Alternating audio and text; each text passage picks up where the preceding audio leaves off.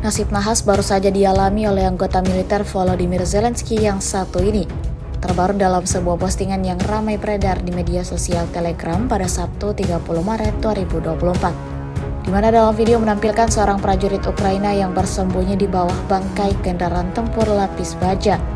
Diketahui kemudian pasukan Zelensky tersebut bersembunyi dari pantauan drone pengintai dan serangan artileri tak berpemandu. Namun keputusan tersebut tentu keliru karena drone pengintai masih bisa melihat dan mendeteksi pergerakan prajurit Ukraina tersebut.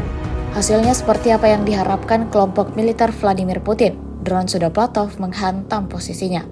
Narasi unggahan menyebutkan prajurit Ukraina tersebut tewas di medan pertempuran.